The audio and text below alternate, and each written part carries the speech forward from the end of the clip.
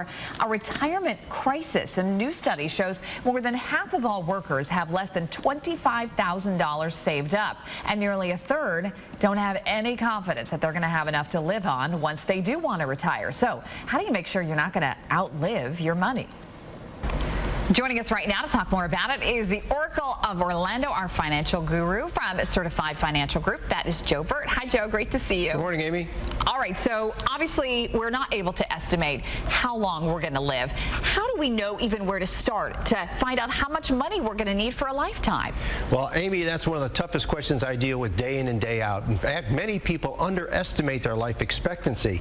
You know, we talk about life expectancy today. It's a good news and bad news situation. The good news is we're going to live a long time.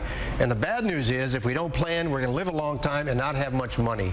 So by planning, what you need to look at is where's my money going to come from? Now, we all know about Social Security, and you're going to have Social Security. Now, the younger generations probably have to wait more, maybe get a little bit less. My generation, the baby boomers, are probably going to be okay. So you look at Social Security first.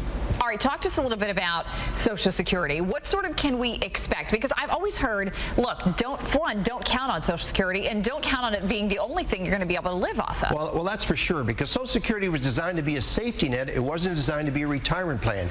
And your generation probably going to have to wait a little bit longer and maybe get a little bit less. If you're getting Social Security now, or if you're 50 or 55 years old and older, you're probably going to be okay. The rules aren't going to change much for you. But it's a younger generation that needs to plan on it, and don't plan on Social Security as being your retirement plan, because it's just designed to be a safety net.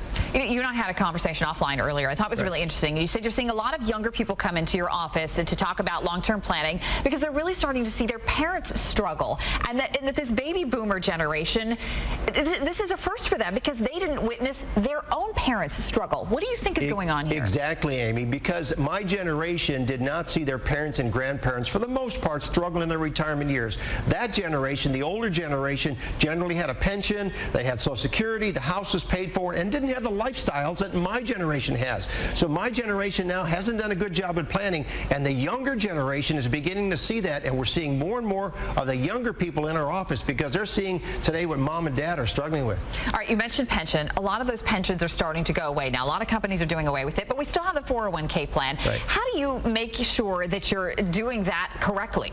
Well, as a minimum, if your company has a match, you want to grab the match, and then you want to max out your contribution, your retirement plan. That is the best way for you to accumulate money because, number one, the money goes in without being taxed, and it'll grow for you without being taxed.